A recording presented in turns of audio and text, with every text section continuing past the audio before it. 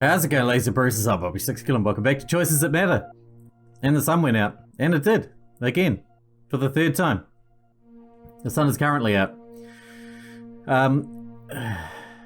Let's let Sharon lead the way.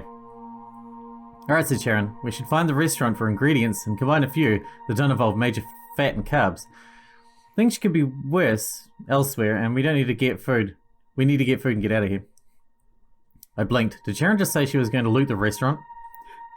So yeah, the sun went out, and Henrietta's having a diabetic problem. Go, Sharon. Let's loot the crap out of it. Sharon flashed a grin at me and walked inside the restaurant, going straight into the kitchen as if she owned the place. I hovered over Henrietta, watching through the windows as Sharon grabbed a plate and piled it high with salad and seasoned chicken pieces. It's time to check Miss Henrietta's blood sugar again. This time, Henrietta tested herself. It's alright now, she said. We'll just have to be careful for a day or two.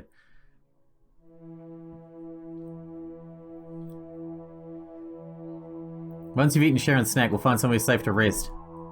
Henrietta ate quickly as Sharon and I discussed what to do next, keeping a wary eye on the frightened people passing by. Let's find somewhere out of the way, I said. Crowds can turn ugly fast, and we'll need to get food and water. We don't know how long it'll be until the sun comes back. And let's make sure we're near a working dunny, said Sharon. I gave her a blank look. Facilities, she said meaningfully. Ah, I said. We need to get to the airport. Okay, I said. We need to get out of CBD. I think we should... Teacher, I found a suitable mode of transportation. Really, I said, turning in a circle and seeing nothing. Moti's screen displayed a photo of a woman with a spectacular 80s perm riding a motorbike. She looked vaguely familiar, so I showed the others. Oh, said Henrietta, with a girlish blush. You cheeky Moti. The two yellow motorbikes parked under their tree have been abandoned. Wait, what? I said. Moti, are you recommending that we steal them? Their owners could be nearby. I'm sure they'll want to leave CBD just as badly as we do.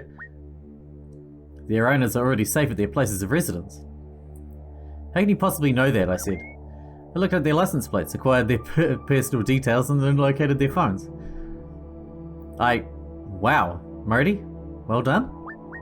Thank you, teacher. Not at all creepy. I don't suppose you've chose them because their keys are in the ignition, I said hopefully. It was Sharon's turn to blush. That won't be a problem. She went to the first and hotwired it in under a minute. I had a large metal pannier, so I shoved a surprising amount of our shopping in there, buckling it down so she could hold it in an overflow. This has a push-button ignition, so it's yours, she said to Henrietta.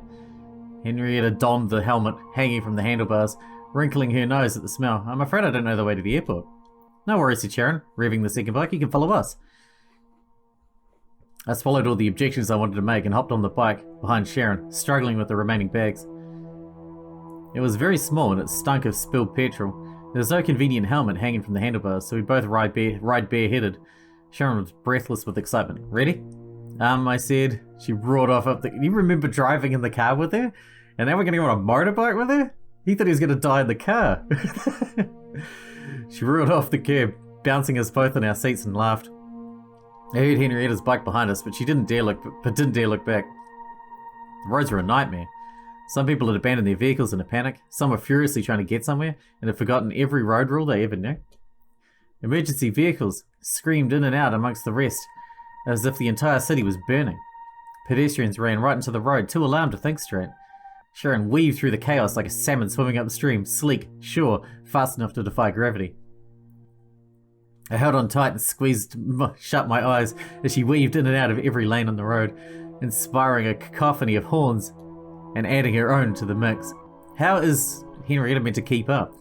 The motorbike tipped with every curve, scraping my left knee against the road when Sharon turned a sharp corner. I don't want to die. Even Moti's maximum volume was whipped away by the wind of our passing.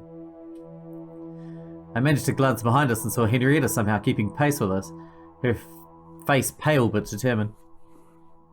We took the airport exit and Sharon took us all the way to the doors, hopping the curb once more and making me yelp in horror. She set the stand and helped me down, holding on to my arms until my shaking legs could hold me again. Henrietta pulled off on the road beside us, remaining standing on the bike while she caught her breath. That was fun. I was speechless. Sharon loaded up a baggage cart with our shopping and settled Henrietta on top. as if it was a wheeled throne. My blood sugar's a little off, Henrietta reported. I'll test again in 15 minutes. I pointed wordlessly at a screen, saying that all flights were cancelled for at least 24 hours. Huh, said Sharon. Should we go to a hotel? I cast a glance back at our bikes, which were clicking and popping as they cooled in the night air. No. She led us to a premium lounge instead, which had long since been abandoned by its gatekeeper. It was completely empty, an enormous room with overstuffed couches and its own snack bar. Ah, said Sharon, flopping onto an armchair and kicking off his shoes. This is the life. Henrietta took another blood sugar reading and announced the steady result for our benefit. She ate a small number of crackers and promptly went to sleep. Dolores is calling you, teacher. Thanks, Moti, put her through. Italy, said Dolores. Hello, Dolores, I said. That's where you're going, she said. Oh, yes. The recording from the Indonesian satellites was the Indonesian astronaut Luca Parmigiano. I know, I told her. Everyone knows now that he nearly died in space and has since left the program to work as an aquanaut. No, I said. She said, I don't think so. And that's why you're going to Italy ASAP. Have you looked out a window lately, I asked. I'm aware you haven't fixed the sun, she said dryly. Under the circumstances, you received an increase in the discretionary fund you're so fond of. Thanks, Dolores. I explained everything to Sharon and Henrietta. I suppose it's lucky I'm already at an airport, I said, assuming the planes start flying again. Tell Dolores you'll do your best. Once Dolores was dealt with, there was little left to do but wait. Hey, said Sharon, are the phone lines working? So it would seem, I said, suddenly realising I could call Etienne. Sharon called Chrissy while I phoned Etienne.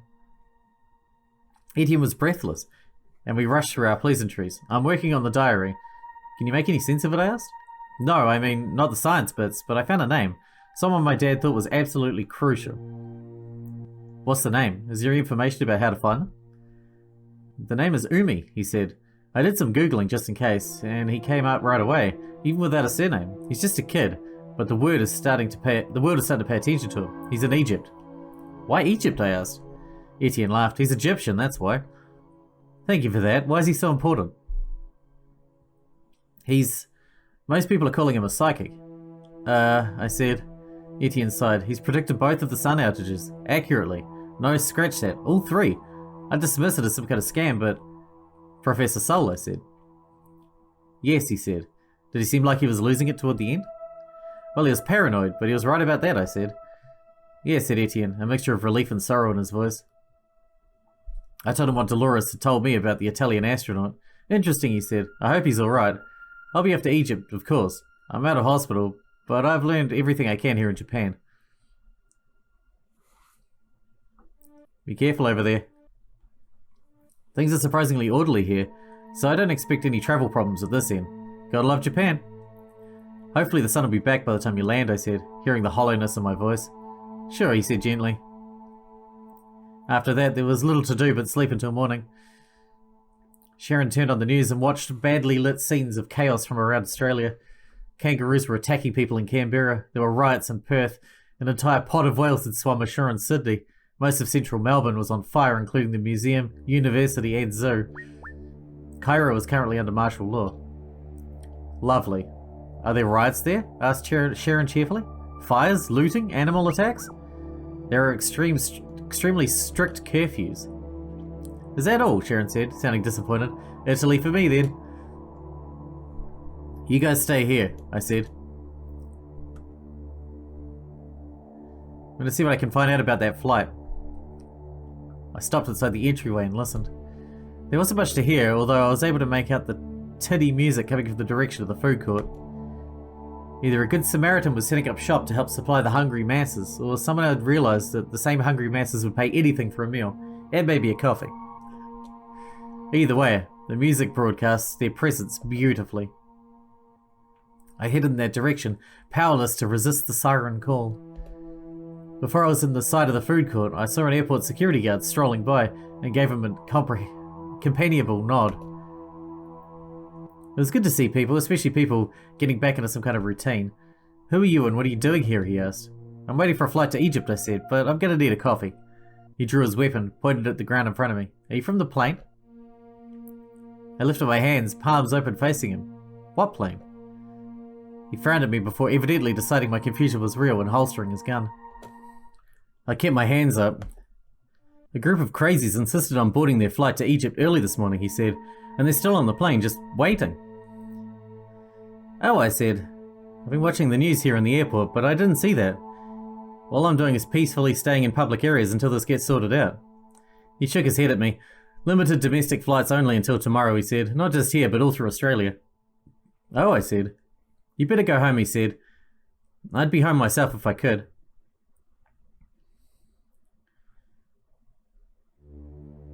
He asked for his help? I'm not exactly a Melbourne native, I pointed out.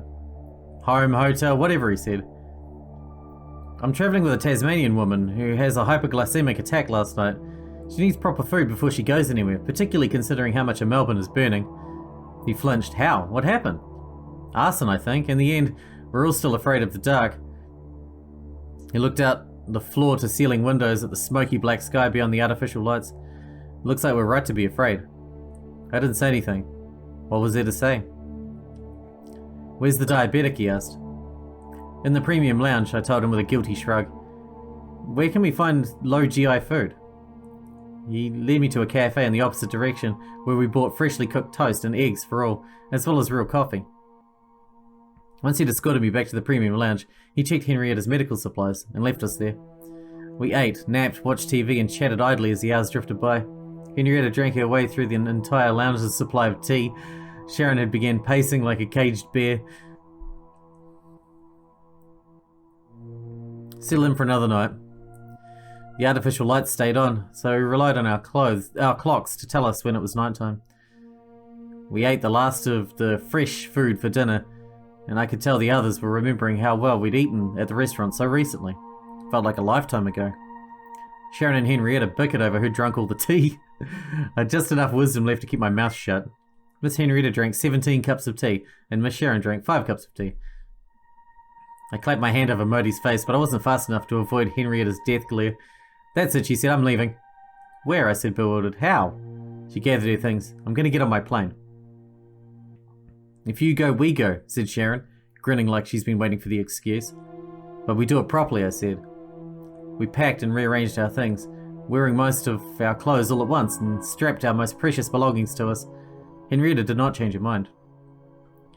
I checked that Moti was secure and hidden under my sleeve. Henrietta looked like a hunchback with her camera bundled and fastened to her back. Sharon wore her new red cocktail dress with the heels buckled to the strap of her bra. We looked like idiots, but perhaps that was for the best. Moti, I said, can you advise us a way to get on board without encountering security? This is very exciting. The greatest concentration of security is located in and around the boarding gate. There are 4 guards placed on the tarmac to watch the rear exit of the plane. Thus far, all the passengers who left the plane were permitted to exit the airport freely under a temporary amnesty. The remainder are unarmed and have made no threats. The pilot and flight crew are Egyptian nationals who have refused to leave the plane. They'll lose their jobs, but will not be charged as long as they remain grounded. I thought carefully about what Moti had said. The people that gave up and left the plane. How did they do that?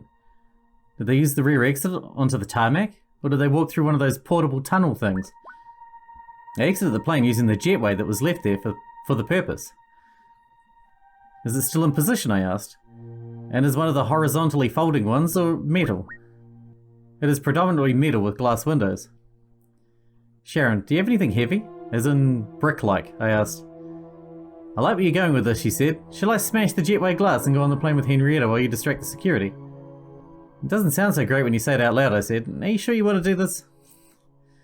Yes, they said in unison. What if the plane actually goes to Cairo, I asked Sharon. No worries, she said. I'd like to chase your missing astronaut with you in Italy, but Egypt's grass too. So what are you going to do?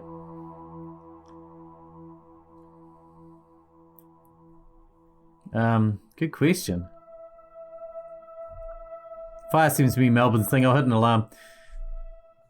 Moti followed a security-free path for us to get out of the premium lounge and down onto the tarmac.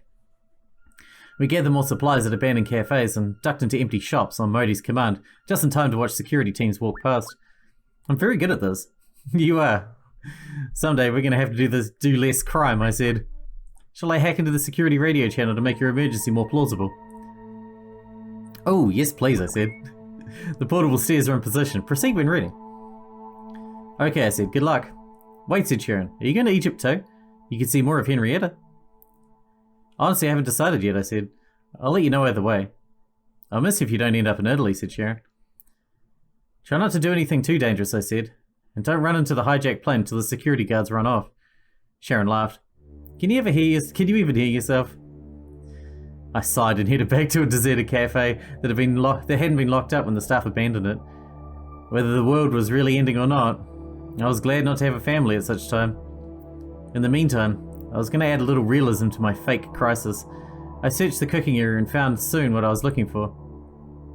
A toaster oven. I packed it with stale bread and turned it on before sorting through the rest of the cafe and helping myself to anything that looked like it would keep Henrietta's blood sugar stable. The oven began to smoke, but it wasn't enough. I made myself a fresh coffee and feasted on a club sandwich from the freezer. Too bad the toaster wasn't available. When I was good and ready, I moved the toaster under the smoke alarm and returned to Sharon and Henrietta, tipping every fire alarm I saw along the way. I gave them a nod as I ran past, screaming about a fire. One of the guards checked her radio was on. Why isn't there any chatter? Right on cue, her walkie-talkie crackled into life, and I was sure I recognized Moti's voice. Fire in Sector 12. Assistance required from neighboring sectors. That's us, she said. She led the others toward the supposed fire. They ran right past us, but didn't bother to stop. Our path on board was completely clear. Well, run me over with a semi-trailer and call me Skippy, Sharon said. I was looking forward to a little old-fashioned B&E. I gave her a shaky laugh.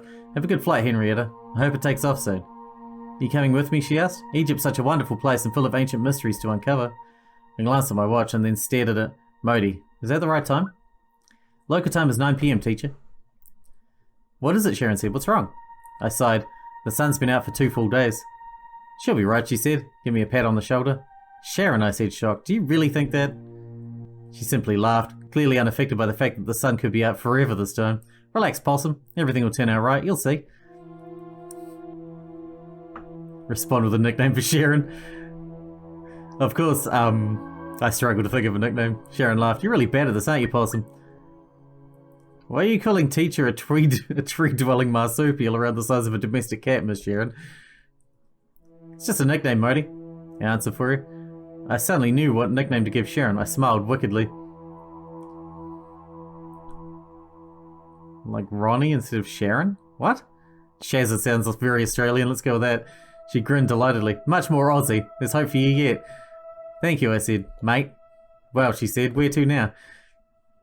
The big question. Meet Etienne in Egypt or go with Sharon to Italy? Well, Etienne's got Henrietta, so we'll go to Italy. And plus, I've been kind of ignoring all of Dolores's orders pretty much the whole game. So we should probably do something. Sharon smiled widely at me before hugging Henrietta. Be careful in Egypt. Thanks to everything, Henrietta told us and boarded the plane. We made it back inside the terminal and returned to the airport lounge. After an hour, the airport finally announced the international flights were running again, on a limited basis. I quickly had Moti buy us tickets. Looks like we got lucky, I said to Sharon. There aren't many tickets at all. Sharon snorted as if the concept of limited tickets was never going to stop her from getting her chosen destination. Once Sharon and I were in the air, I glanced out the window moodily. Teacher, is something wrong? I didn't answer. I felt sick. A lump rose in my throat, and it had nothing to do with the violent turbulence we were experiencing. It had everything to do with the dead star in the sky. Arc 7 complete. Jesus! Only 20% headed to Italy. Jesus.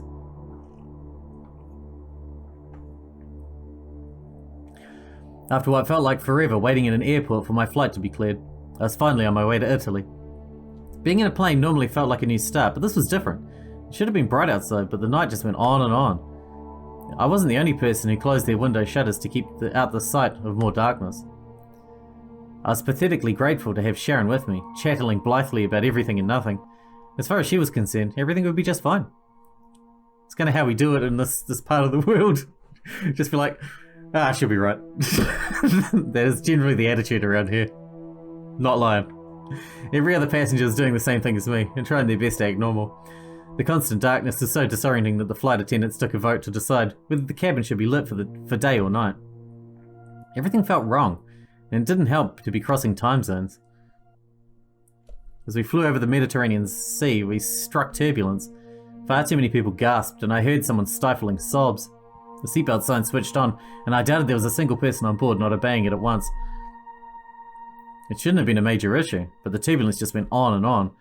I pretended I hadn't noticed that the sobbing had come from a kid of 18 or so just across the aisle. He got a hold of himself and blew his nose, gripping his armrests with both hands. Poor kid. Hi, I said cheerfully and introduced myself. Are you going to Rome for a holiday, or did you just really want some pizza? He stared at me as if I was insane, then laughed weakly. We followed a typical small talk script from then on, talking about what I'd done on my gap year and what he planned to do.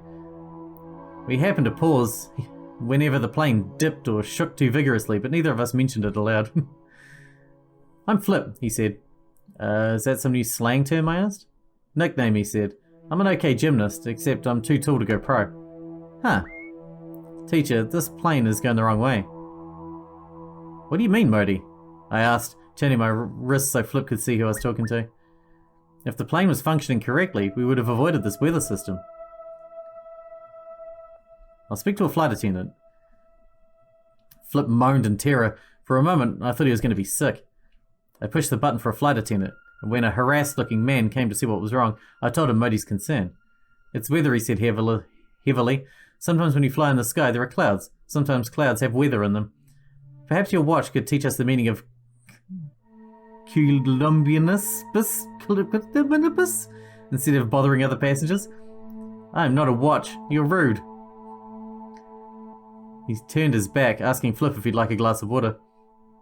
Moti, I hissed urgently. Please be quiet. Shall I run a mathematical simulation of the events that led us here? Sure, I muttered. Whatever. The flight attendant was called elsewhere, and Flip didn't look any better. Talked to him gently. It's going to be fine, Flip, I told him. You've survived exams. You can survive this. Survival is precisely what worries me, he said. My exams didn't take place in a tin can defying gravity and getting an Icarus-style smackdown for it as we speak. Icarus, I said? I bet you did great on those exams. Sharon punched me in the arm. I just realized why you're not a psychologist. Gee, thanks, Shazza. I shot back at her good-naturedly. Flip burst out laughing. Don't worry, he said. It's a bad time now, certainly. He waved at the closed shutters, but I know it's going to be fine. Really, I said? How? I'm sure you're right. He nodded, visibly calming. It's about human arrogance and knowledge and things like that. We need to stop it.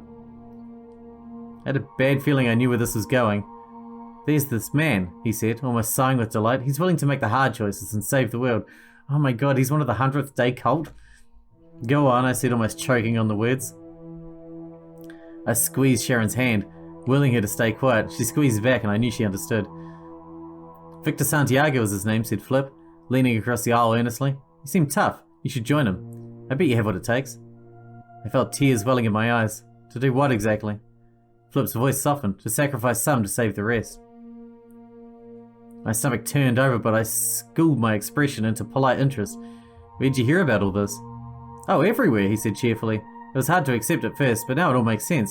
I can't believe you haven't heard about it already.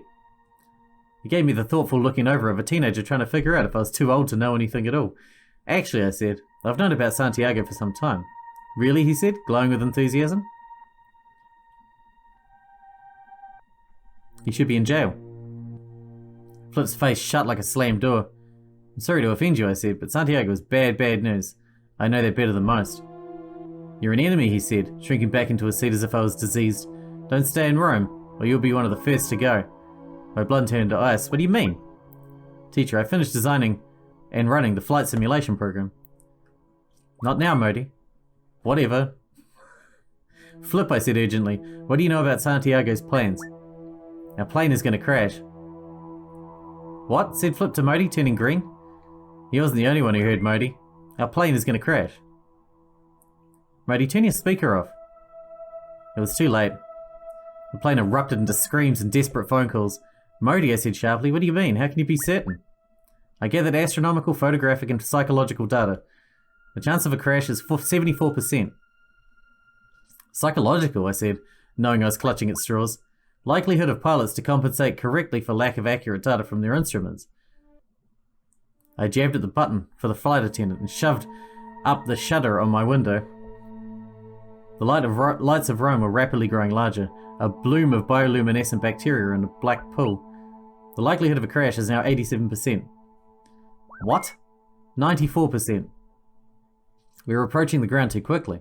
Speakers on, I said. Full volume. Brace positions. Moti spoke in loud Italian and French, and other languages I didn't know. I flicked off the flight attendant button, hoping the attendant was strapping himself in. Everyone, brace positions. I folded my arms on the back of the seat and in front, tucked my head, my ears popping at the fast descent. Moti, if I die, tell Dolores and Etienne and Shazza to keep themselves safe. Yes, teacher. Shazza's with us. Sharon snorted beside me. I ain't making any promises. I love you, teacher. Flip screamed in horror. Rome grew larger, a glimmering monster luring us to our death. The plane smashed into the ground, reverberating through our feet and knees and back. Flip's scream cut off. Metal screeched on the runway and the plane was knocked sideways, still going far too fast. I blacked out for a moment and woke up coughing on thick black smoke. We weren't moving anymore. Nothing and no one was moving. Sharon? As far as I could tell from my cursory glance, nothing was broken. Sharon, said Sharon. No offense, but that flight stunk like a cane toad after a round of golf. I tried to speak, but my tongue felt 3 sizes too large and all I did was moan. I wasn't the only one. The plane became the concert hall to a symphony of pain. Help me, someone whispered. No, said a man's voice. No, no, no, no, no. Oh, my leg's stuck. Someone help me, my leg's stuck. Teacher, you have no major injuries. Flip, I said.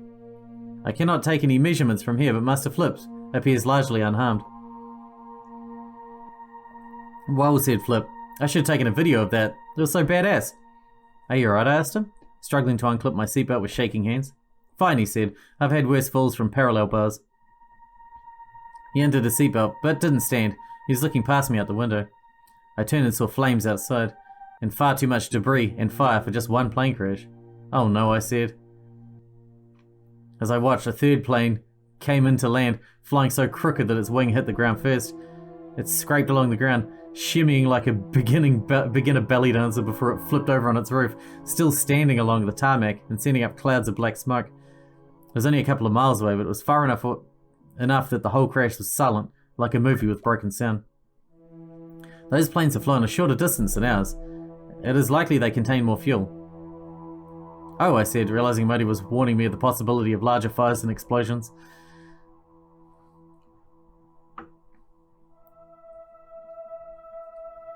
We should probably help people at our plane first.